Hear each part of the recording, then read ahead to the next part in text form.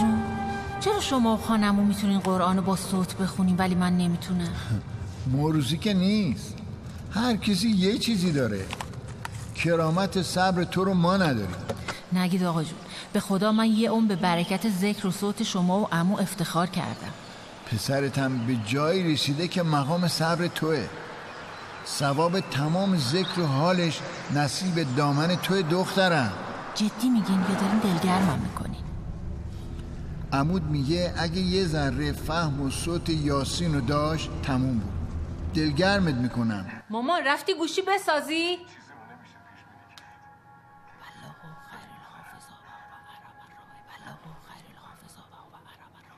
سحر اومدم مامان اومدم. کنار تخت افتاده بود.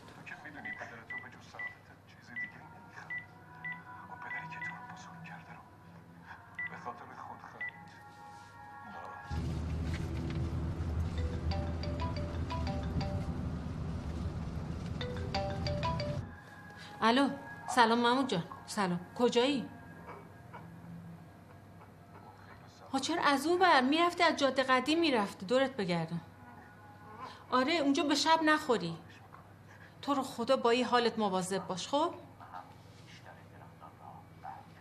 خب نگاه، نه عمو هست اونجا. ها اگه نه عمو هستش از او بپرس. خب ها قربونت، مواظب خودت باش. دورت بگردم. باش. خداحافظ.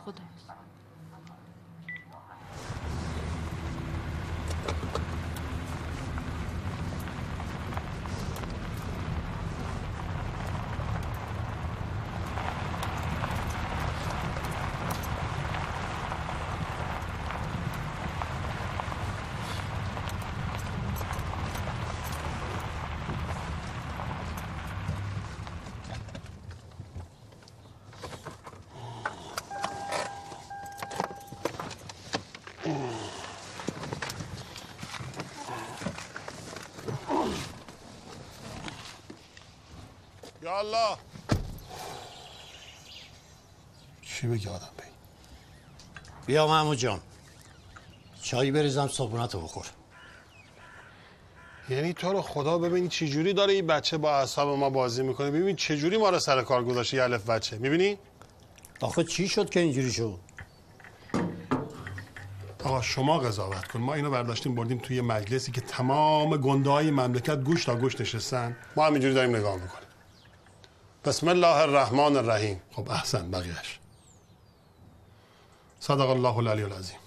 آقا آبروی من تو اون جماعت برد. حالا هم که ول کرده معلوم نیست کجا رفته. خب بسم الله گفتن که خودش قرآن خوندنه. اصلا همه قرآن توی بسم اللهه. احسن. نمیدونستم من. آقا ببخشید ما بچه که نیستیم که این چیزا حالی مونه. ببین محمود جان، یاسین بزرگتر از سنش رفتار میکنه. اینا همون موقعی که 5-6 سالش بود و میومد اینجا من به محلا گفتم. طوری به این طبیعت نگاه میکرد که انگار دنبال یه چیزی میگرده. حالا من قد تو و مادرش نگران نیستم.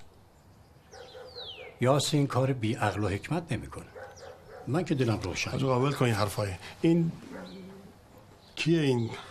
علی محمد کیه که سحر میگه؟ نظرآباد کجاست؟ والا من اسم علی محمد تا حالا نشنیدم. اما سحر راست میگه. یاسین اون موقع کله سحر بلند شد میرفت بالا اون جنگل و غروب برمیگشت. بالا کو؟ آره. تنها؟ بله. آقا ببخشید ما آدم به این گندگی خوف میکنم برم اون بالا. چطوری شما اجازه میدن که الف بچه تنها بره اونجا؟ من که دیگه ندارم که این همه راه برم اون بالا و برگردم. بله. بعدش هم حریفش نمیشدم که. حالا بیا صبحونت رو بخور با هم میریم. نه شما که ندارین. شما بفرمایید چیزی بخور. آقا اومدی شما؟ اومدم. ببین محمود جان، اینجا سنگ پشت است. اینجا رو میگیری میری تا میرسی به این صادق آباد. اونجا هم یه راه جنگلی قدیمی هست. اونو میگیری میری تا نظر آباد. خب این 2-3 ساعته میرسم دیگه. آره برو با امید خدا. ببین فقط یادت باشه علامت زدم اشتباهی نری ها. تو اون راه جنگلی 2 تا راه هستش. اون 2 راهیه. سمت راستیه رو برو.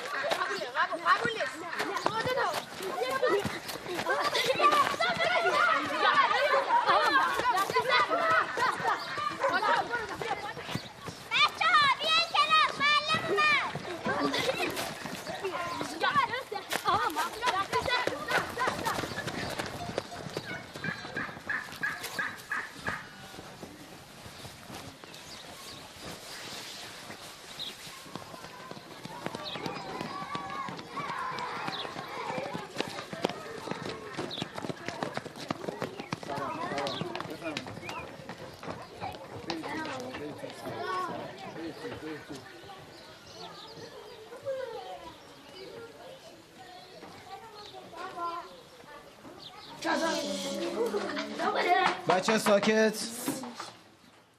همتون خوبید بچه ها؟ بله. درساتون خوندید؟ بله. این ساعت چه درسی داریم؟ قرآن. کتاباتونو بیارید بیرون.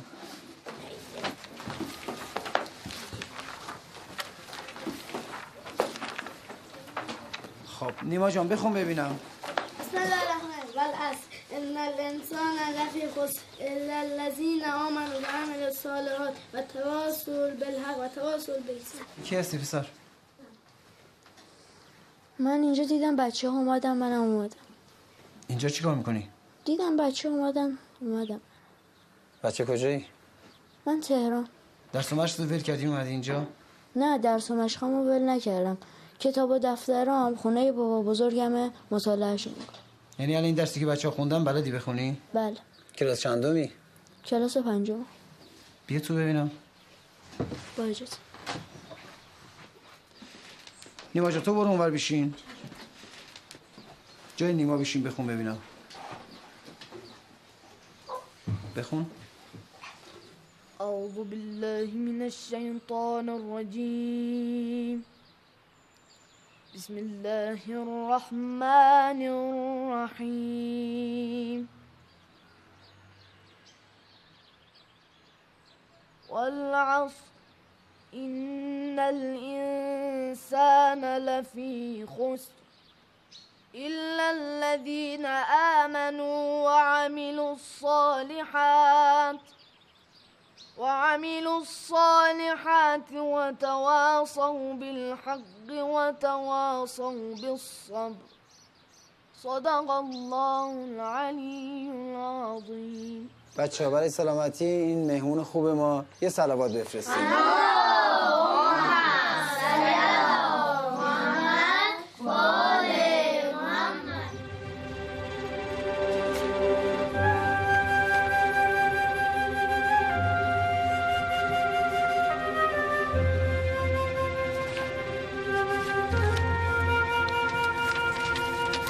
آیاتی از سوره مبارکه شعرا خوانده میشه که در اونها خداوند به کسانی که برج و باروهای بلندی را میسازند اما همیشه مغرور و متکبر هستند و خدا و عدالت رو از یاد میبرند هشدار داده. اعوذ بالله من الشیطان الرجیم. بسم الله الرحمن الرحیم. كذبت عاد المرسلين إذ قال لهم أخوهم هود ألا تتقون.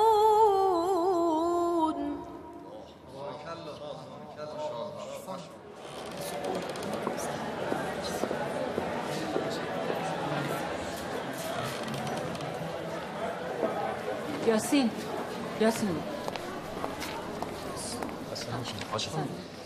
حاج اسدالله اینقدر از یاسین جان خوشش اومده بود که دیدم به آقای مهندس زنگ زد و تعریف کرد.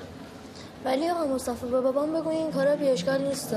یاسین جان من که نمیتونم با بابات اینطوری حرف بزنم. شما بفرمایید ماشین آماده کنید. ممنون. مادر این چیزا رو خودت باید به بابات بگی.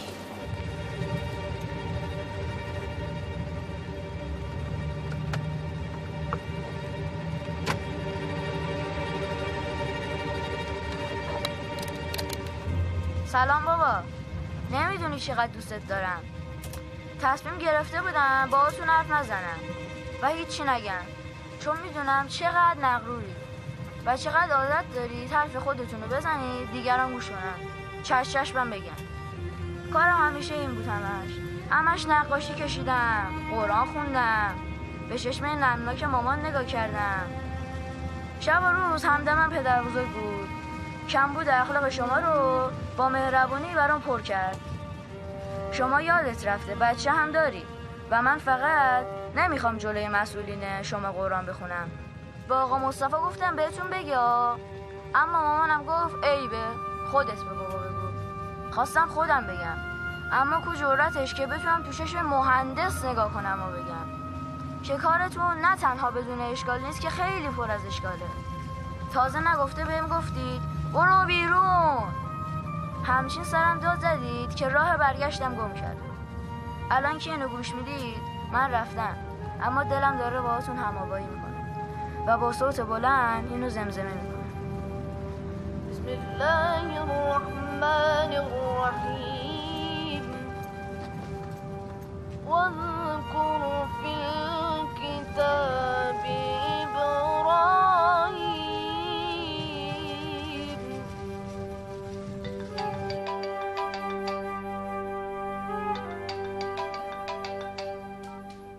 به سلام علیکم حاج آقا، ارادتمندیم. مخلص شما، قربان شما. به همچنین خوبن؟ حاج خانم هم سلام میرسونن زیاد خدمت شما. زنده باشید. بله اینجا هستن. سلام خدمتتون میرسن آقا یاسین. ارادت قربان شما. نه گفتم خدمتشون ایشون هم با اشتیاق فراوان گفتن که با امید خدا انشالله خدمت میرسیم. ممنون از یادآوریتون. چشم شما هم با خانواده سلام رو برسونید. مؤید باشین انشالله. یاسین به شما. اشتها ندارم. یعنی چی که اشتها ندارم مرد حسابی؟ بیا باید خبرهای مهم دارم. بیا آقا معروف شدی حسابی ها، یه امضایی به ما بده. الان این حاج اسدالله بود که ماه گذشته رفتیم مجلسشون.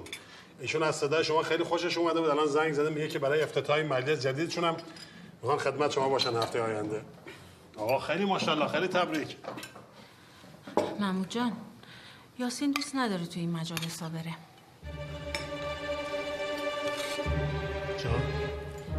بچه‌م دوست نداره توی این مجلسا بره.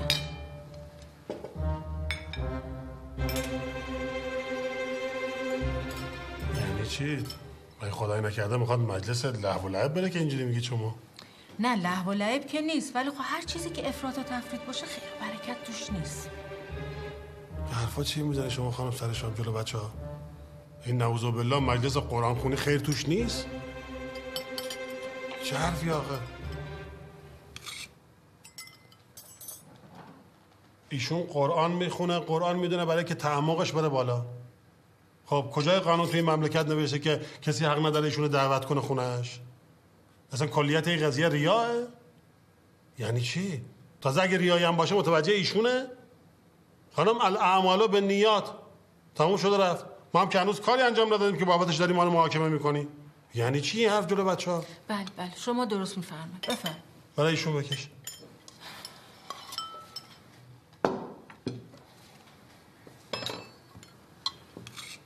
چیزایی میگن.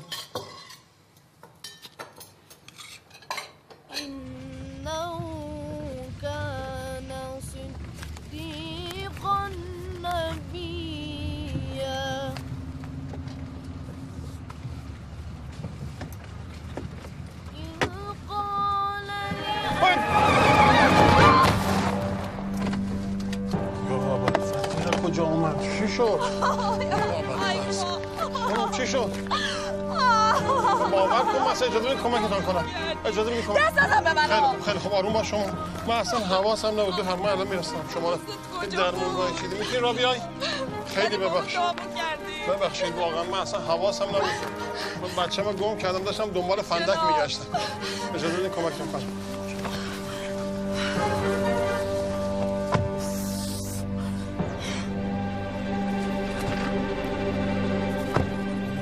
خانم چطوری شما؟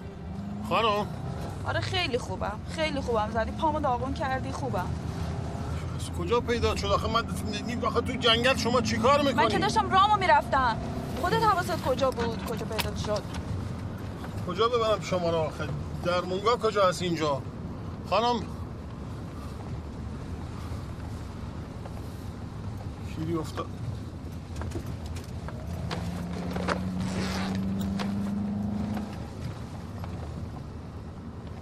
کاره یعنی چی؟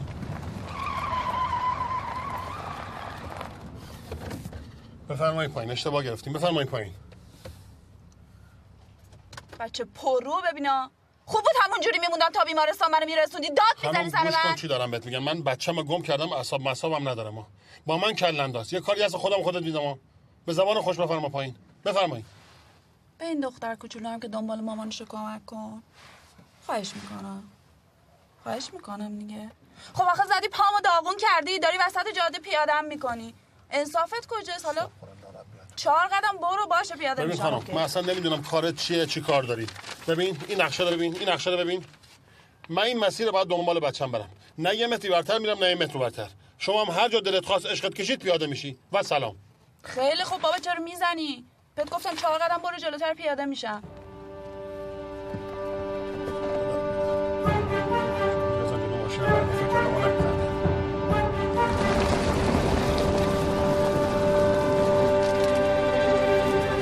چیکار داری میکنی خانم شما؟ این چه حرکتی آخه؟ خب میخوام بیام جلو بشینم.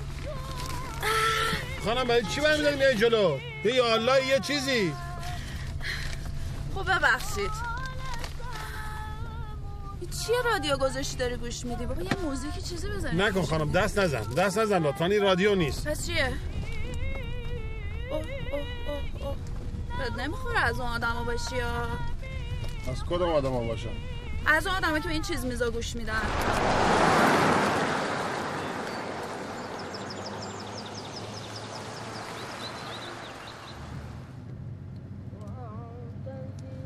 ای وای بر من. خانم عزیز، خانم محترم، شما بفرمایید کجا پیاده میشیم، من بدونم کجا باید برم آخه. فعلا که با همین. بعدش هم دارم میرم پارادایس دنبال مامانم. اصلا میدونی پارادایس کجاست؟ یه جای خیلی رویایی، یه جای خیلی خوب. اگه بخوای میتونی با همون بیای. میتونی بشی با بزرگم و با همون بیای. میای جون من. شما چرا شرابت میگی خانم؟ ها؟ بیزوق.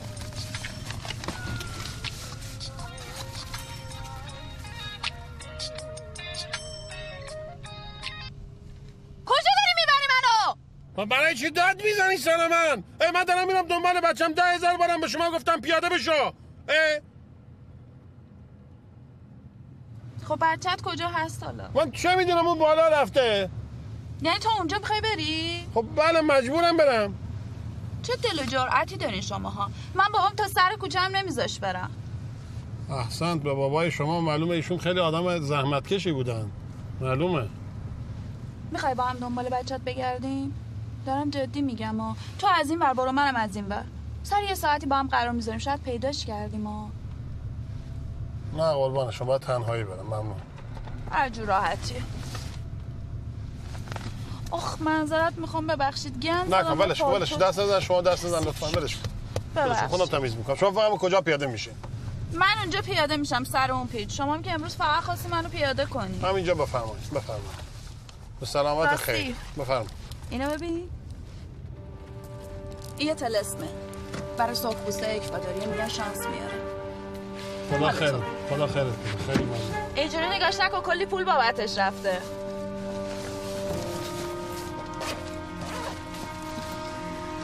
خب خیلی مواظب خود باش.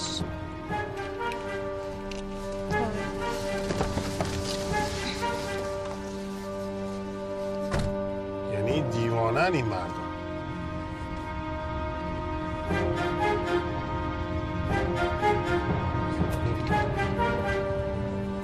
آقا جون، دارو و دوا مگه با هم فرق داره؟ دردم از یار است و درمان نیز هم. شما پی دوا نیستید، من خودم پی درمونم. درد و دوا و درمون مال اوستا کریمه. ما یه وسیله ایم که از توی طبیعت خار و گل رو میکنیم برای داروی درد. اما ذکر میخواد تا بشه دوای درد. یا من اسمه دوا و ذکر او شفا. دوای درد دارو نیست، طریقه، راه، رفتن رسیدن. بله. شما من گفتم اون دارو را باید چند روز بخورم که سرم درد میشه. من برای سردردت گل محمدی بهت میدم، بسیار بسیار خوبه و برای خودت مفیدم هستش. اینها رو به صورت جوشونده میخوری. هر روزم بعد از صبحانه، بین صبحانه و نهار این رو بخوری انشالله قبل از 1 هفته حالت خوب میشه. دست شما دار نکنه. خدا شما رو نگه داره. خواهش میکنم. فقط باید مراقب باشی که دیگه این مشکل برات پیش نیاد. دست شما دار نکنه.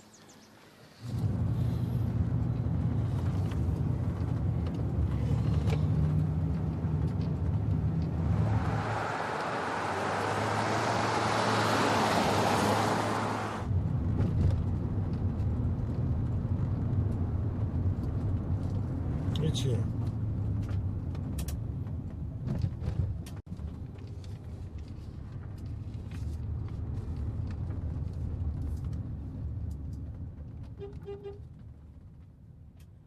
من باید برم مستقیم. یعنی چی بس؟ آقا من باید برم نظرآباد، از این ور باید برم.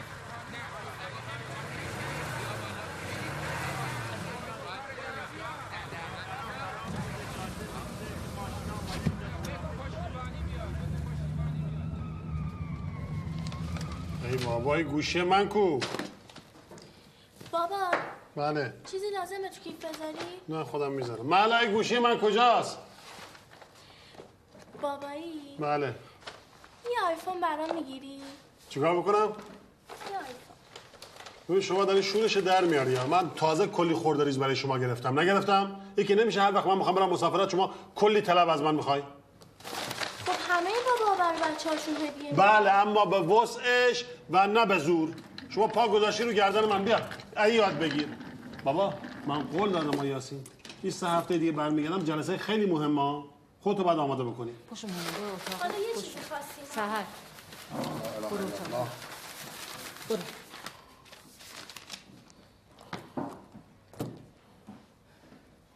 برو مادر، برو اتاقت. محمود. بله. مسئله پیش اومد. بابا این بچه لوس شده، هر دفعه که ما خواستیم بریم یه چیزی از ما میخواد که نمیشه که. میگم سر کار. سر کار چه مسئله پیش اومده؟ رفته بودی دوش بگیری، این همکارت هی زنگ زد، هی 2-3 بار زنگ زد، دیگه من جواب دادم. چه گفت؟ گفت که به محمود آقا بگو یه چند روزی آفتابی نشه. یعنی چی آفتابی نشه؟ یعنی چی؟ من نمیفهمم یعنی چی. خب من همینو دارم میگم، یعنی چی آفتابی نشه؟ مگه چی شده؟ مسئله پیش اومده؟ کی بوده الان؟ من نمیدونم، من که نمیشناسم. صبر کن داره زنگ میزنه. بیا خودش.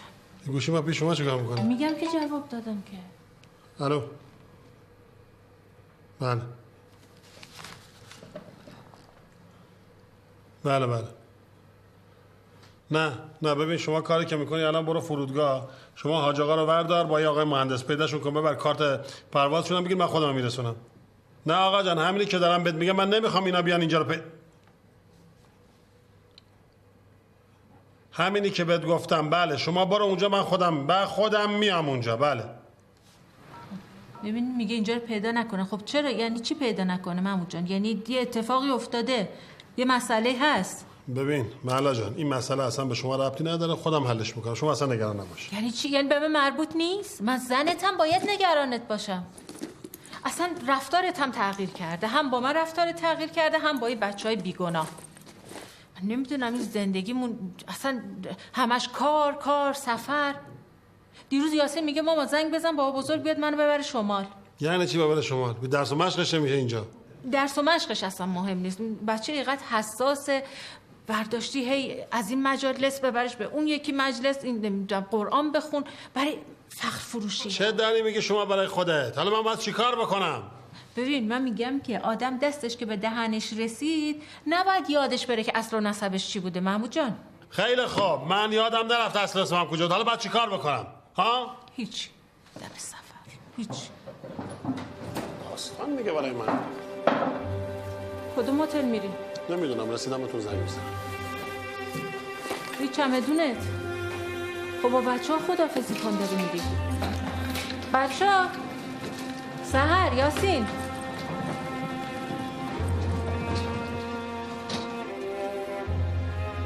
خداحافظ. خداحافظ. میگه خدا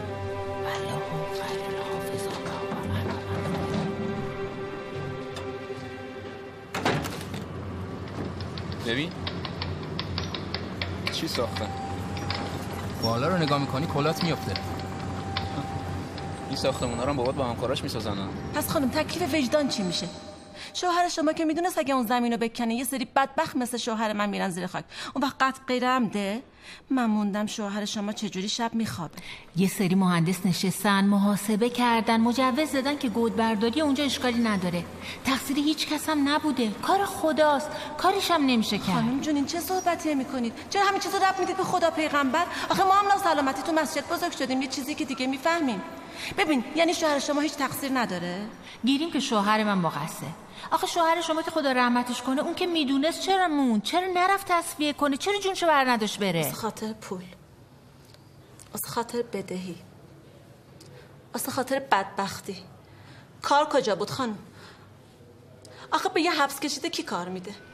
شما درست میگی. چشم من درستش میکنم. خدا عزتت بده، حقه که دختر همون مردی که حرف خدا برای گوش مردم میخونده. خدا بچه تو به عرش برسونه الهی.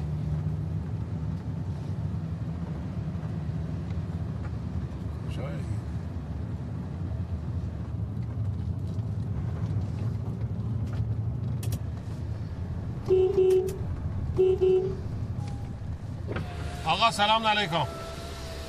سلام علیکم. ببخشید من میخوام برم نظرآباد، این جاده خرابه. از اینجا هم راه داره؟ والا من مال این طرفا نیستم،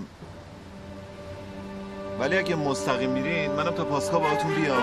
اونجا میتونین از مامورا بپرسین، اونا بهتر این منطقه رو بلدن. خیلی خوب، بفرمایید بالا، بفرمایید بالا.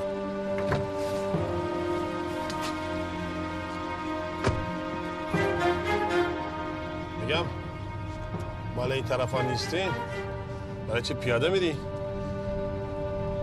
دار و ندارم و بردن آقا. یه عالمه سکه و پول و دلار. بیشرف بی همه چیز سیویچ ماشینم هم برده.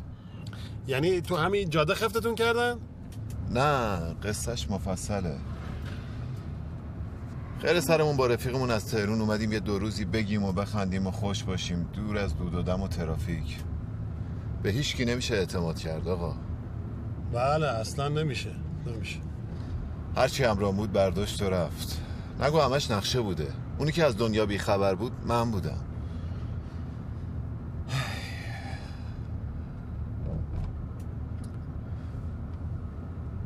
قربون دستت، جلوتر پاسکاست. جلو پاسکا نگهداری من پیاده میشم. خودت هم میتونی بیای آدرس اونجایی رو که میخوای ازشون بگیری. اونجا؟ اون؟ بله. اوکی.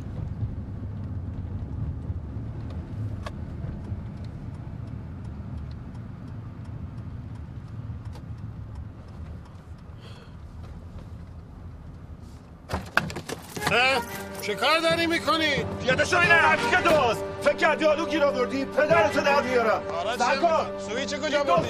دوست چیه؟ چرا حرف شروور میزنی؟ برو خودتو سیاه کن. فکر کردی من از اون بچه سوسوله هم تو دارم کنین تا قرون آخر از حلقوم خودت سویچ بیاره تو میگیرم. چیزی ترسیدو بکنه اینجا پاسگاه خودش حاله کنی. دستتو من نخوره. چه خبره؟ سلام علیکم. من از این آقا شکایت دارم. آقا امروز هر چی دیوونه توی منطقه بوده خورده به پست من. گوش کنید من ایشون التماس کرده سوارش کردم آوردم. خیلی خوب آروم باش. سویچ بده به من. دستتو من نخوره. سویچ ماشین شماه؟ ماشین منه بله. اینا باندن جناب سروان. درست صحبت کن. چرا شروور میگی؟ حرف میزنه. باند چی آخه؟ صداتون رو نیار پایین جفتتون رو دستبند میزنم. هیچ فکر کردی اگر هر کدوم از اهالی اینجا تنها باشن چه اتفاقی میفته؟ نه حرفی، نه خنده‌ای، نه هیاهویی، مثل یه تیکه سنگ، مثل یه بوته.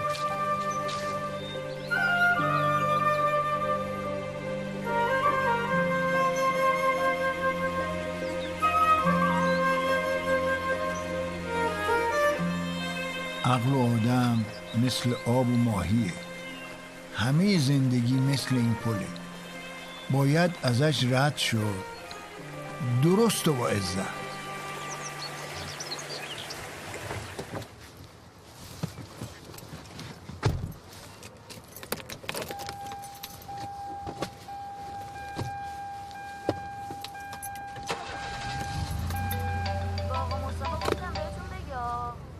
سلام علیکم. خودت بلعش خانم خواستم خودم بگم. این آقا خط بالا بلنده با شماه؟ مهندس این الان تو پاسگاه باندش هم داره متلاشی میشه. نه تنها بدون اشکال نیست که خیلی پر از اشکاله. تازه نگفته بهم گفتید برو بیرون. همچین سرم داد زدید که راه برگشتم گم شد. الان که اینو گوش میدید من رفتم، اما دلم داره باهاتون هم‌آوایی و با صوت بلند اینو زمزمه می‌کنم.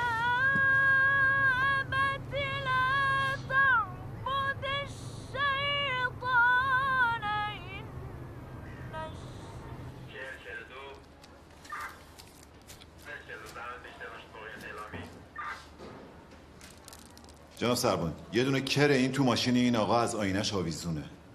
مال دختره است. اینو مادر بزرگم قبل از مرگش انداخته گردنم که قضا و بلا ازم دور باشه. مال تبت هیمالیاست. مثل سگ دروغ میگفت. اینا شریکن. دستشون تو یه کاسه. آروم باش آقا، آروم باش. چی آروم باشم؟ دار و ندارم و بردن. الان معلوم نیست تو کدوم یکی از این ویلاها داره سر یه بدبخت بیچاره دیگر رو گرم میکنه که سر فرصت دار و نداره چه برداره و دره. دختره کجاست؟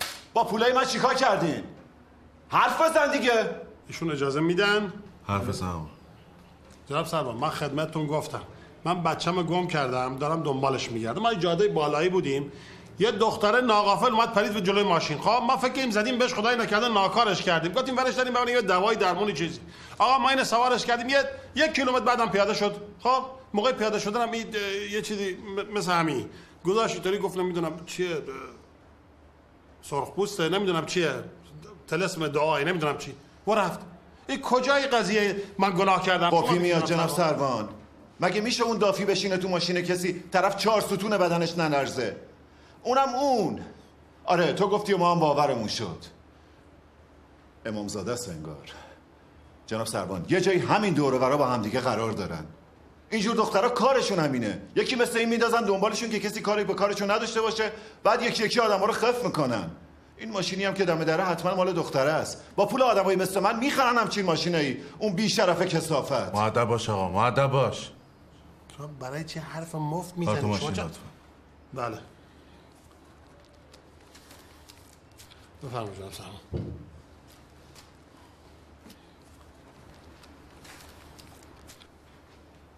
اسم اون خانم چی بود؟ مهسا، مهشید، مهناز، مهرو. گفت اولش مه داره. خیلی اسم اولش مه داره که نمیشه مهشاد، مهدی، محبوب، مهدی، مهدی، محسی. رسول. اما تابلو بود که دروغ میگه جناب سربان. این کارت به اسم خانم مهلا محمودیه، درسته؟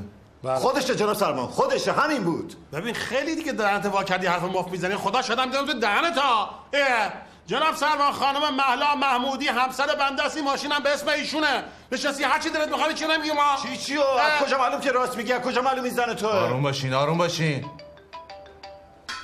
تلفن من کجا؟ این پیش شما چیکار میکنه؟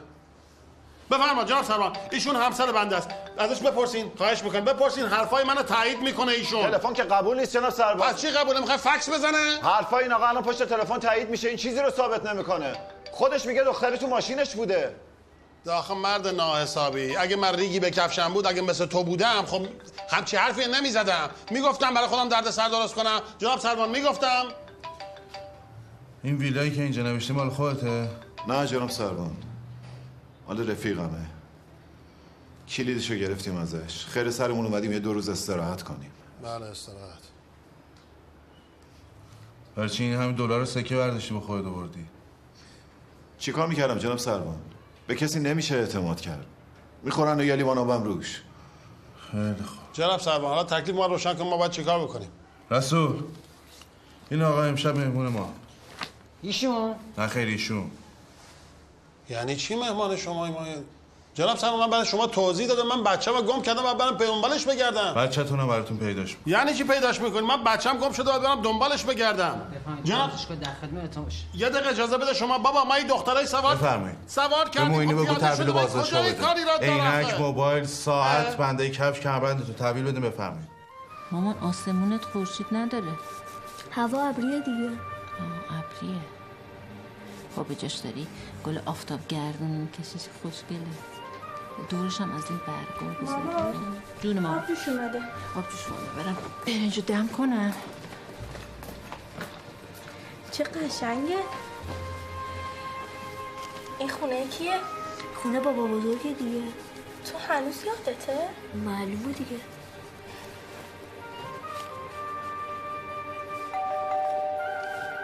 مثل اینکه باباه. نداری شما خب به این قراردادت نگاه بکن ببین تعهد ما چی بوده تو کار. ما قرار بوده گوش کنی یه دقیقه. ما آقا جان ما قرار بوده گودبرداری بکنیم، فونداسیون هم براتون انجام بدیم، هر دوتاش انجام دادیم بیشتر از تعهدمون. چرا نمیفهمی برادر من؟ اصلا بحث زمان نیست. شما طبق بند دوم قرارداد برو بخون ببین باید پول بریزی که ما بتونیم بقیه کار. عزیز دلم ببین چی دارم بهت میگم. شما برو اصلا پیش حاج آقا بهش شکایت بکن. یا حتما این کارو بکن آقا. یا برای ما میشه یا برای شما میشه. برو به سلامت خیر. برو به سلامت خیر. جوجه میرم با حاج آقا میگم. خب برو با بابای حاج آقا بگو. انگار من میترسم از اینا. معلا بله ببین اون دفعه گفتم رفته بودیم پیش حاج اسدالله سید مرتضی. خب این بحث شد صحبت شد. من گفتم که حاج خانم ما یه انجمن خیریه داره، اینا گویا خبر رسیده به خانوماشون، پیغام دادن ما هم میخوایم مشارکت بکنیم. خیر ببینم. حاج اسدالله زنگ زد گفت که اینطوریه. اینا من گفتم خب قدمشون رو چشم بفرمان اینجا، هم خدمت شما هم با هم آشنا میشین، هم در مورد مشارکت و چیزا با هم دیگه صحبت میکنیم. خدا خیرت بده. آدرس دفتر میدادی میومدن اونجا. حالا دیگه با 10 بار اینا ما رو دعوت کردن، ما هم رفتیم، شما نیومدید، ما که رفتیم یه تعارف کردیم تو هوا گرفت دیگه. خیلی خوب. مهمونی هم بده، مهمونی هم بیاد. فقط وقتی که میای خونه اینقدر سر و صدا و مشکلات کارتو نیار خونه. این بچه ها گناه دارن. تو با داد از در میای تو. خب میترسن. درست میگی. اتاقش رو یه حال احوالی بکن. جواب نده. خود حمالش جواب نده. الو عزیز دلم مگه نگفتی میخوای بری نمیدونم سازمان ملل شکایت کنی؟ کجا شکایت کنی؟ شورای امنیت. خب برو بکن. آقا جان قرارداد ما داریم، ما طبق قرارداد دارم با شما صحبت میکنم. پول ریختی کار انجام میدیم. نه شما را به خیر ما را به سلامت. برو شکایت کن. شکوه و شکایت نداره وقتی زندگی رو بفهمیش. ببین یاسین جان تو نباید ناراحت باشی، فقط باید یه فرصت به پدرت بدی تا خودشو پیدا کنه. بعضی وقتا آدما مثل ماهیا میشن. ماهیا به آب وابسته هستن، اما اینا با عقلشون که نمیفهمن. تاوال شده یه آدم سالم ببینی که به ضربان قلبش توجه داشته باشه، اما اگر یه سکته کوچیک بکنه و بهش بگن ضربان قلب باید در دقیقه 70 بار تپش داشته باشه، بابای تو الان توی همچین وضعیه. اوه ماهی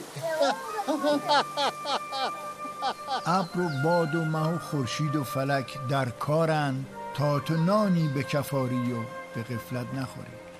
دلگیری از بابات حق نیست. راهی که اون رفته همه گیر و گرفت و زد و بنده.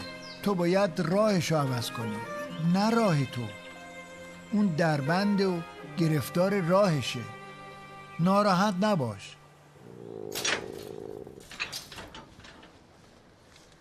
خب محمود این لنگ روزه چند سیلنده؟ اما من 24 ساعت نخوابیدم. یا بذاریم بریم یا بذاریم بخوابیم. گفتم مثل من تنها نباشید، براتون نهار آوردم. ولی تنهاییم؟ سوال این محرمونه نپرس. الان تنهم سوان رفته یه تو که پا خونه تولد پسرشه، یه تو سواز دیم که دم در دیده رفت مرخصی. به سوان نگی ما حرفای محرم نزدم. بابا برام کن، من خودم بدبختی دارم چه کار با کار تو دارم. بابا تو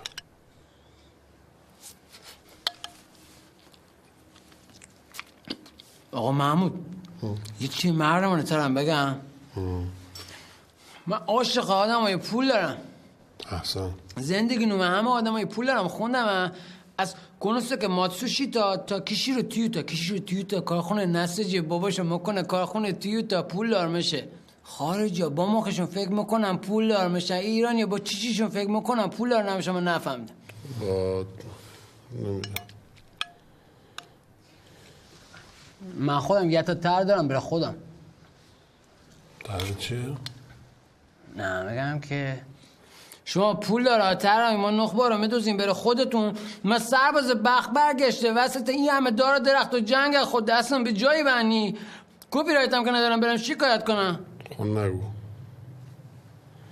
تو که نهارتو نمیخور، نهارتو بخور. شما چند وقت اینجایی؟ من الان 26 ماه دارم خدمت میکنم، یه 3 ماه دیگه هم اضافه دارم. یه کسی به اسم علی محمد میشناسی شما؟ علی محمد میشناسم. علی محمد دودانگ، علی محمد بافقی، علی محمد خاتمی، علی محمد نشاستگر میشناسم.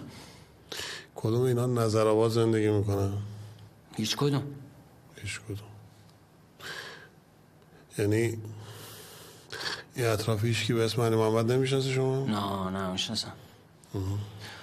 آقا محمود این سیدی که تو ماشینتون قرآن مخونه کیه؟ پسرم. ها پسرتون که گم شده؟ یا تو دونه کپی به من بده براتون دعا میکنم پیدا بشه. باشه بهت کپی میدم.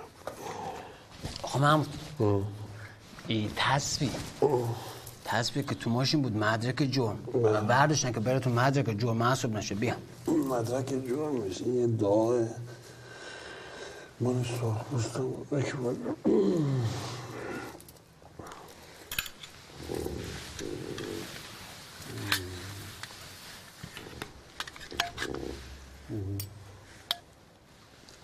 والتين والزيتون وطور سينين وهذا البلد الأمين لقد خلقنا الإنسان في أحسن تقويم ثم رددناه أسفل سافلين إلا الذين آمنوا وعملوا الصالحات فلهم أجر غير ممنون فما يكذبك بعد بالدين أليس الله بأحكم الحاكمين صدق الله العلی العظیم. آفرین خیلی خوب قرائت کردی. ممنون بابا بزرگ. چه نوه خوبی دارم. امیدوارم که همیشه سلامت باشی. من هم واقعا خوشحال میشم، افتخار میکنم از اینکه یک همچین نوهی دارم و انشالله که امیدوارم همیشه دلت خوش باشه. این برگه تحویل اموال شخصیته. اسم مشخصاتو بنویسین امضا کن. با مرکز تماس گرفتیم اونا تایید کردن بچه‌ت گم شده. بعد حواست جمع کنیم بعد هر کسی سوال نکنه. احسنت.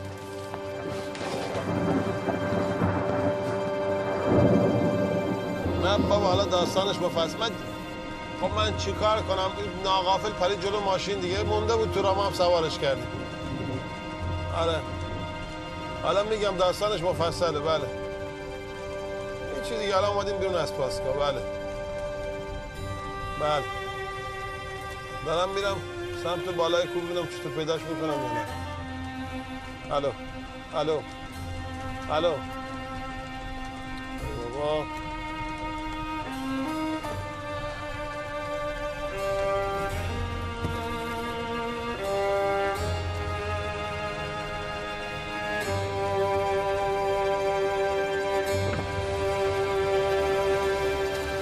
سلام علیکم آقا. سلام. برو شما. کمک لازم نیست. نه یه لحظه تشریف داشته باشین. من میخوام برم روستای نظرآباد. از اینجا راه داره؟ اونجا میخوای بری چیکار؟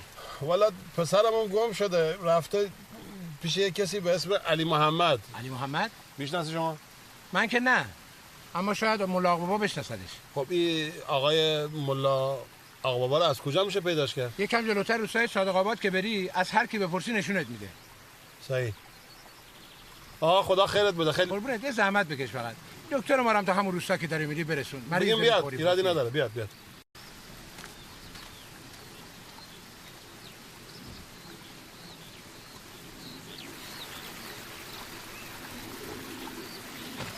سلام علیکم. مغز پیچیده ترین پدیده‌ایه که جهان هستی شناخته. یه سلول مغزی میتونه به یه سلول دیگه 10,000 اتصال داشته باشه. سرعت انتقال دیتا توی مغز گاهی وقتا به 120 متر بر ثانیه هم میرسه. احسن. بله حتما شما شنیدین که شبا وقتی که خوابین فعالیت مغز خیلی بیشتر از روزه. این تصویرایی که میان و میرن خواب‌ها. آقای دکتر ببخشید یه سوال. جانم. الان دقیقاً چقدر مونده تا روستا؟ چیزی دیگه نمونده. دیگه الان میرسیم. فقط خدا کنه دیر نرسه. آقای دکتر شما این آقای ملا آقبابا رو میشناسین شما؟ بله میشناسمش. اونجاها اگه ماشین تو بذاری فکر کنم خوب باشه. بله. این راه ماشین رو هم داره آقای دکتر اینجا؟ راه ماشین رو داره ولی بری بالاتر. من ولی همینجا پیاده میشم، اینجوری زودتر میرسم. قربان شما. پس میبینم شما رو. دستون در نکنه. آقای علی متشکرم. خوشحال شدم.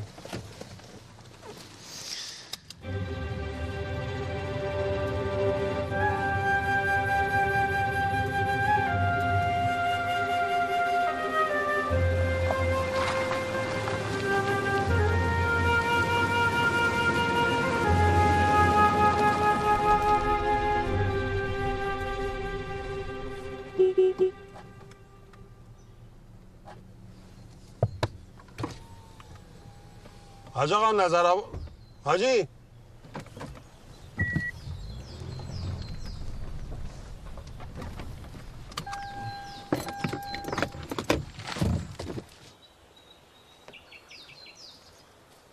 آقا سلام علیکم.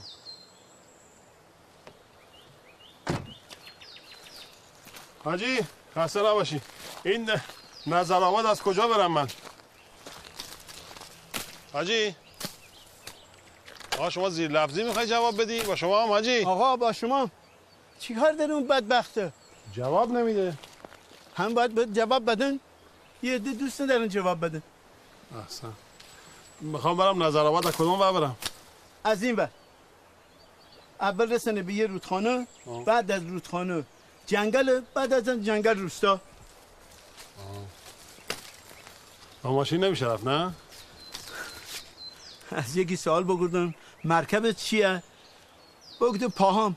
با پاهات باش راحت تره که. ماشین چیکار کنم؟ ماشینه؟ بله. همینجا بنی. حواست اصلا ناراحت نباش. روی حواسش دی. این آقا روحیه؟ آها.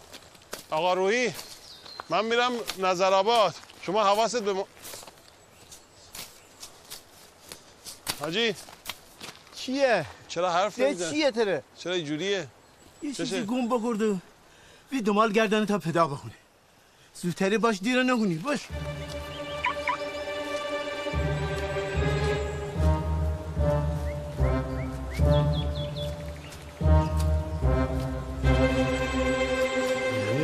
برگردونی ازت زدن. عجب آدمایی. رو چه حسابی تو به من اینو فاکتور کردی 40؟ ها؟ رو چه حسابی؟ چجوری حساب کردی؟ بیا این 5 تا ضرب بزنم مثلا الان 3% هم خسته نباشی. خب این میشه 40؟ نه این میشه 40؟ من خسته نباشی. دست در نکنه. چی فکر میکنین شما؟ چی فکر میکنین؟ محمود آقا جانم بفرمایید شما. یه چیزی بگم ناراحت نمیشی؟ خب برای چی باید ناراحت بشم؟ بفرمایید شما. ببین خوی بچه هر چی داره از بابام یاد گرفته. بله درست میفرمایید. یک کمی هم از من یاد گرفته. خب البته شخصیت بچه هم یه چیز دیگه است. خودش هم هست. میگم یه جوری نشه که ما برای حل مسائلمون از این بچه سوء استفاده کنیم. گوش میدی؟ چی فرمودی شما؟ برای حل مسائلمون از این بچه خدایی نکرده سوء استفاده کنیم. من اصلا متوجه منظور شما نمیشم. درست بگو من بفهمم چه میگی. من که واضح گفتم. ببین یعنی خدایی نکرده از این نمد نخوایم برای خودمون کلاه ببافیم. آقای مهندس سلام عرض کردم. خوبی؟ آقا ببخشید شما چی فکر میکنید در مورد ما کار اولمه ها؟ بله همین فاکتوری که شما فرستادین. آقا میلگر 40 یعنی چی؟ تونی 40 یعنی چی؟ ها؟ بله 3%. من اجازه بده شما حرف. الف بالاش آ داره میشه مد بلند. فتزا باریکلا ادامه بده. با احتساب 3% حمل و نقل. شما کجا این قضیه؟ نه باور نشده سر. من در نقشه جلوی من.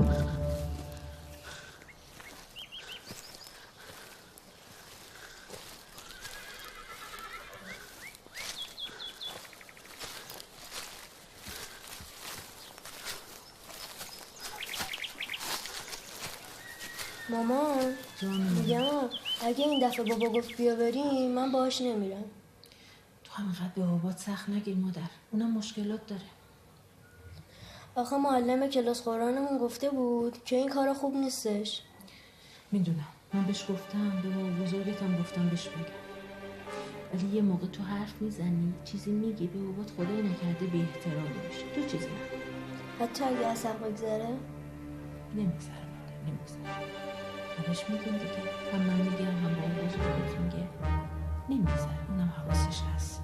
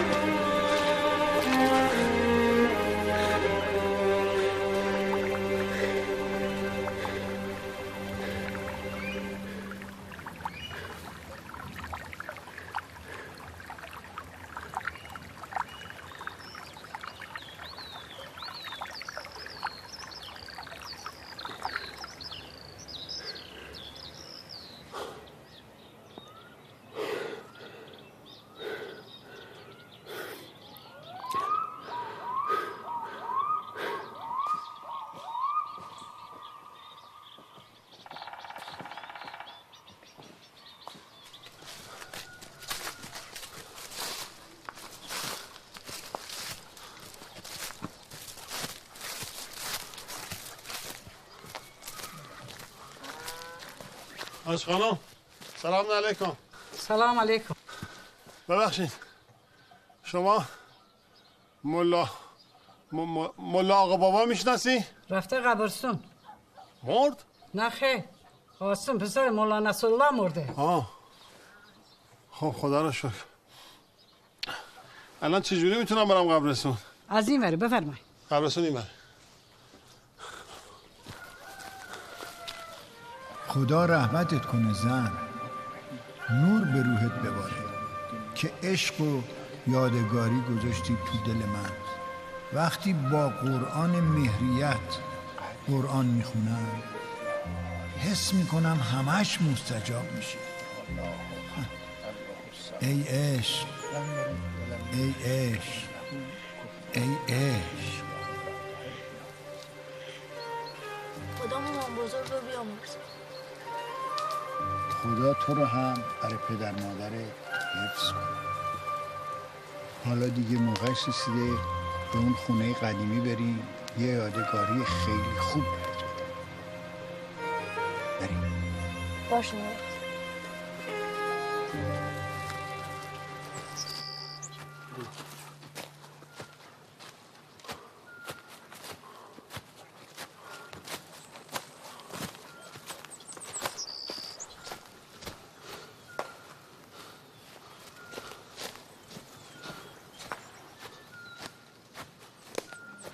آقا میگه که پل صلات از تیغ تیزتر از مو باریکتره که از او پایین میگه حاجی بگو راه نیست خیال ما هم راحت کن بره پی کارش.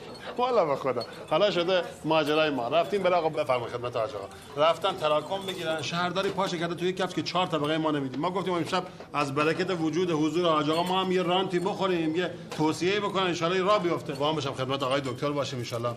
هر جوری که صلاح میدونن دیگه راه بندازن این پروژه. دست شما امید خدا. آقا از این موارد بگذریم. ان شاء الله این مسائل حل میشه. ان شاء الله. حالا بفهمید آقا زادتون این قاری خوش صدای ما کجا؟ آقا یاسین. بله. حالا میگم ان شاء الله خدا. آقا یاسین. آقا یاسین. من فکر کنم حاج خانم مادرشون داره آمادهشون میکنن که بیان خدمت شما. با اجازهتون برام یه صدای بزنم تعجیل کنن. ببخشید. از این سیبا بخور تای دلتو بگیر. خسته نمیخوام. سلامت باشی. مادر یه چند تا چای بریزم ببر برای خانوما. چیزی که کسی نداره؟ نه همه چی. بیا علی بیا بیا حواست باشه. بیا دیگه. بیا. علیزا. بشود.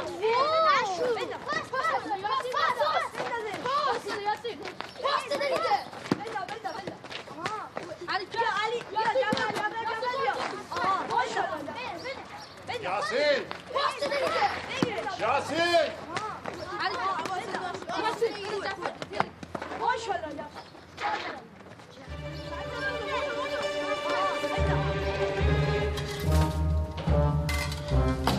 حاج خانم. بله یه لحظه تشریف بیارید. اومد. محلا جان یعنی چی؟ بچه شاید نمیاد پیش مهمانا. برو تو از تو حرف شنوی داره. محمود برو آقا هر بیارش. چیزی شأن خودشو داره. حالا درسته این بچه میتونه قرآن بخونه.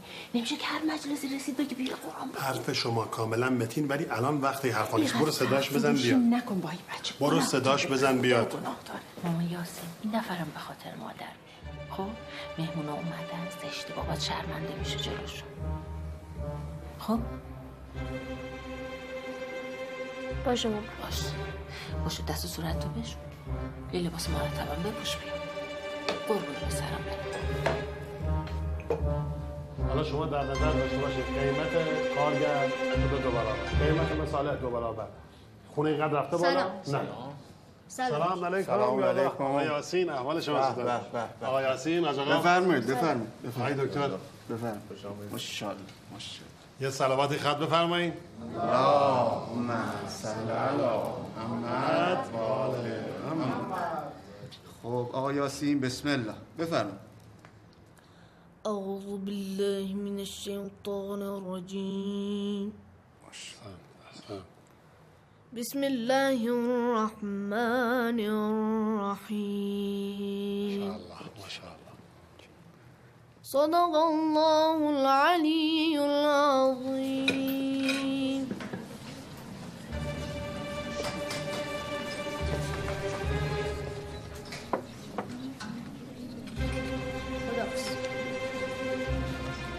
حسین جان بابا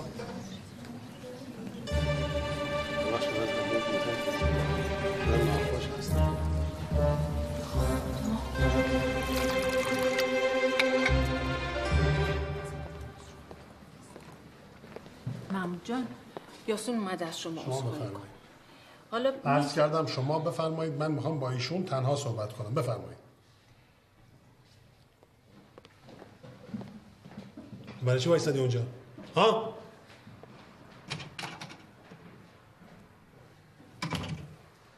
برای چی وایساد؟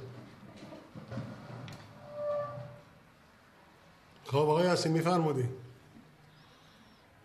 بسم الله الرحمن الرحیم. صدق الله العلی العظیم. احسن. خب معنیش چیه؟ جان نمیشنوم. آها این معنیش اینه که شما آدم خیلی مهمی هستی نه؟ نه معنیش اینه که پدر من آدم مهمی نیست. بله این معنیشه. این معنیشه که اینجوری جلوی جماعت من ضایع کردی. این معنیشه. من فعل حرام از شما خواستم؟ گفتم کار غیر شرعی بکن شما؟ این چه حرکتی بود تو کردی؟ خب چرا؟ نگاه من کن. دارم باهات حرف میزنم جواب بده. چیز اضافه از شما خواستم؟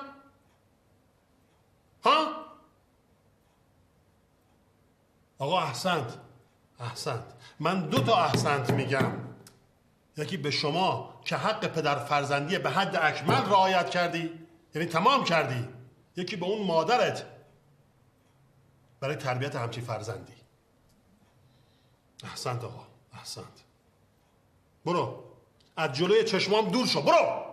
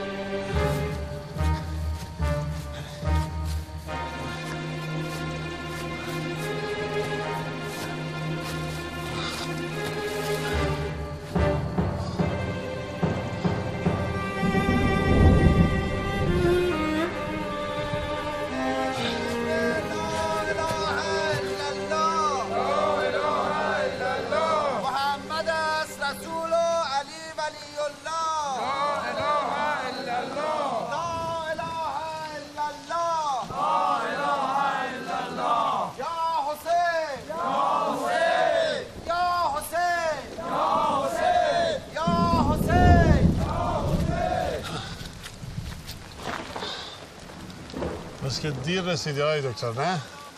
آره انگار امروز صبح تمام کرد. خدا رحمت کنه. ما بجاست.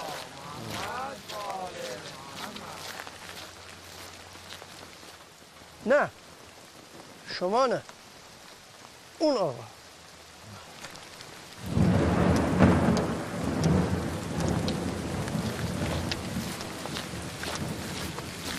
شما جانم آقا شما بفرمایید. من؟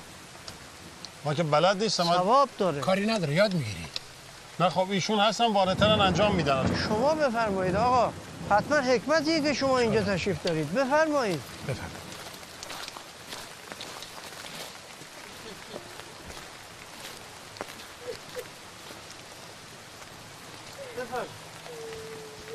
با خاتم انبیا محمد مصطفی صلوات.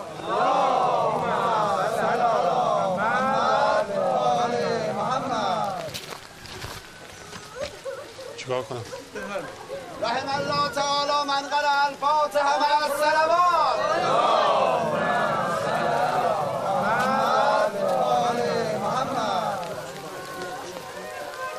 احتیاط احتیاط احتیاط.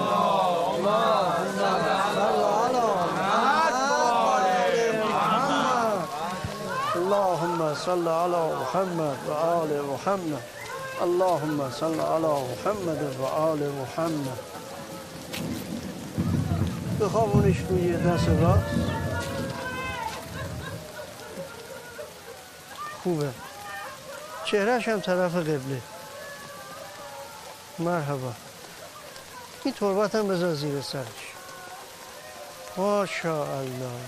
حالا سر کفن رو باز کن جوری که صورت میت معلوم بشه. مرحبا. دعا رو که میخونم تکونش بده. اسم افهم یا ابا القاسم یا ابن نصر الله. اسم افهم یا ابا القاسم یا ابن نصر الله.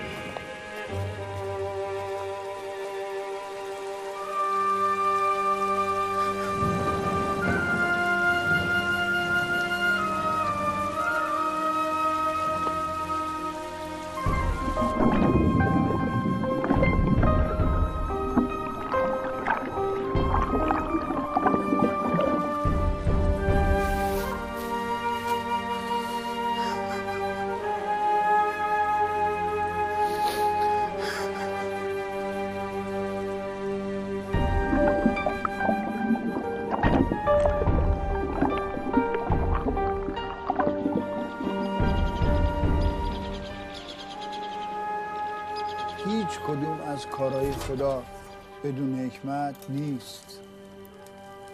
همه این داروهایی که اینجا هستش به درد یک کاری میخوره. من همه این داروها رو بهت یاد میدم که چجوری ازش استفاده کنی و برای چه کاری خوبه. الان اینو بگیر درشو صف ببند بذار اونجا.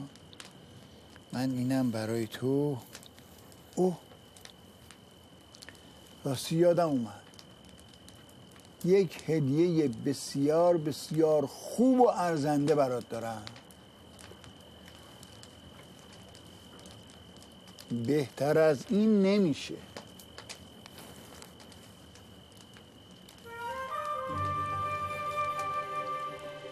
اگرم چیزی کم و کس داشتی از روی این کتاب آسمانی که کشف الآیاتم داره میتونی بهتر یاد بگیری. یعنی بابا بزرگیم واقعا برای منه؟ برای خودت. حالا دیگه هم تو خسته هستی هم من. بهتره بریم یه کمی استراحت کنیم. فردا صبح میریم به اون کلبه قدیمی که دوست داشتی از اونجا همه جا رو تماشا کنیم.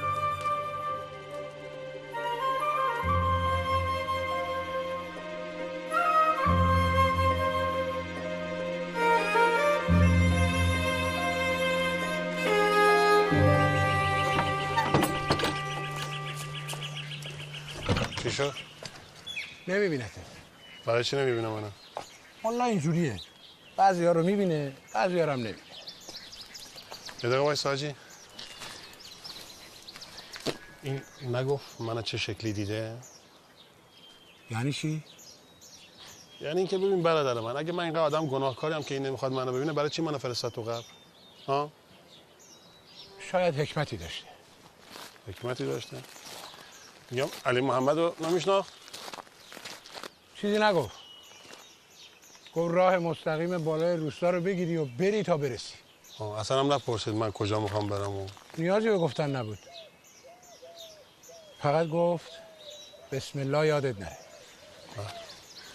راه ماشین رو هم نداره نه؟ نه. باید پیاده بریم. یا علی. یا علی.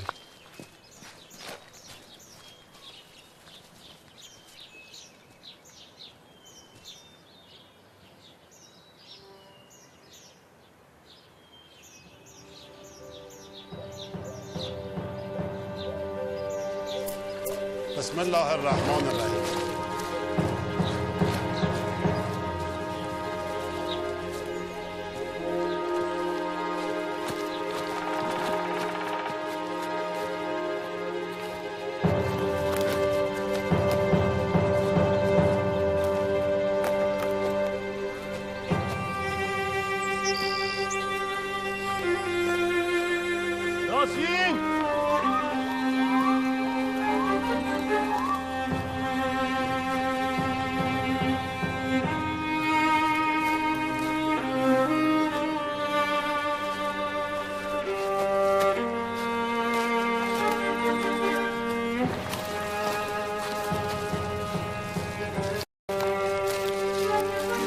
یاسین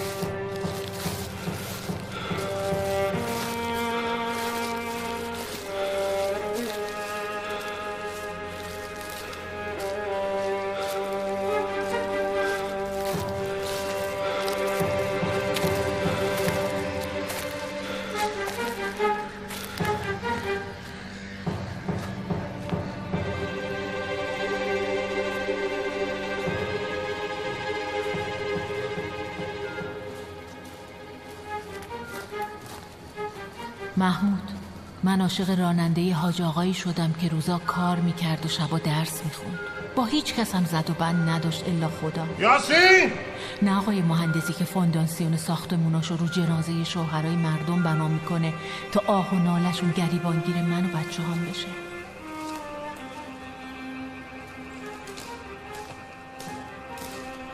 خدا میدونه که به جز خودت و پاکی دل بسته هیچ چیز نبودم و نیستم و نخواهم بود. یاسین! عشق من یعنی محمود و بچه هم. همون محمودی که هیچ خشی رو ایمانش نمی افتاد و دنیا رو با نماز اول وقتش عوض نمی کرد. میزد به دل کوه و جنگل تا ذکرش با صدای طبیعت عجین بشه. خب چرا؟ نگاه من کن، دارم باهات حرف میزنم، جواب بده. برو از جلوی چشمام دور شو، برو.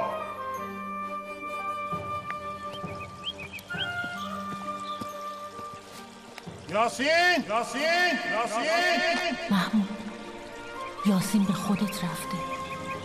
ذکر و صوتش تو کوه و جنگل و طبیعته که جاری میشه. یاسین! محمود، بفهم که چقدر دوست داری. بفهم.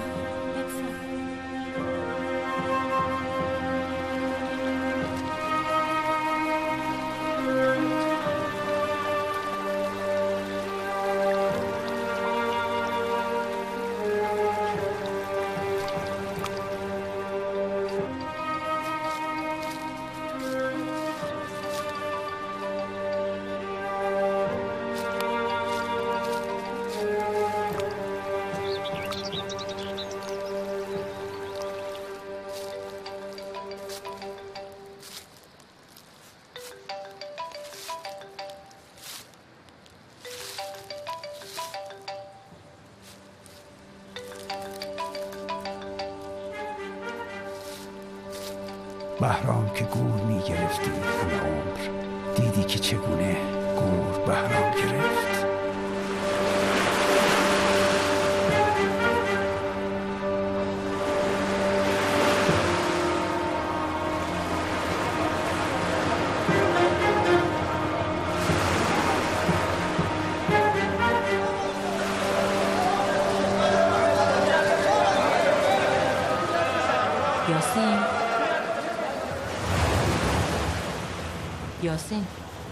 یاسین ماما باشو، مدرسه دیر میشه ها.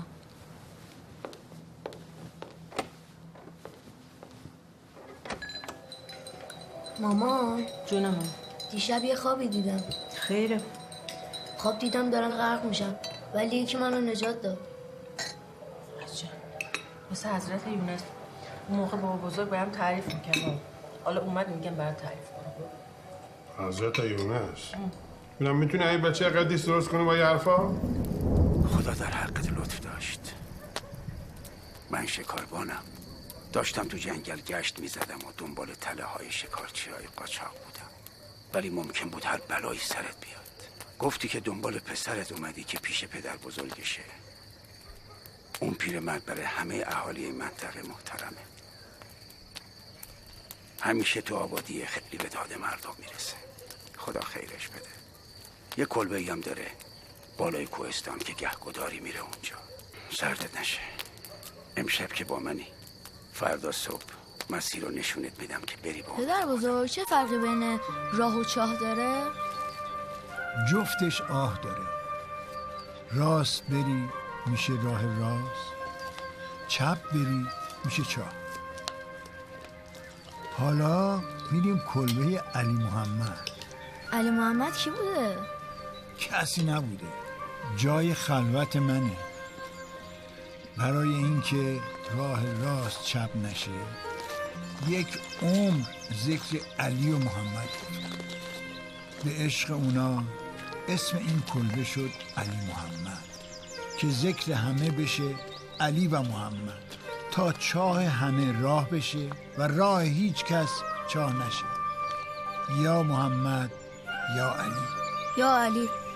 یا علی گفتیم و عشق آغاز شد.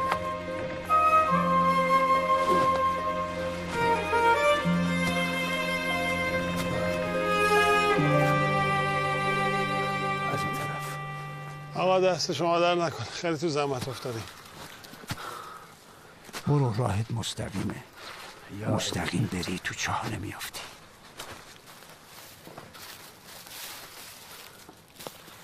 من شکاربانم، تو شکار چاه شدی.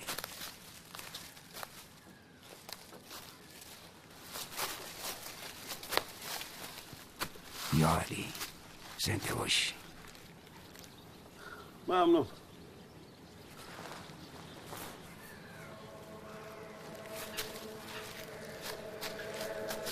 میشنوی؟ با همه وجودت گوش کن. صوت عجیب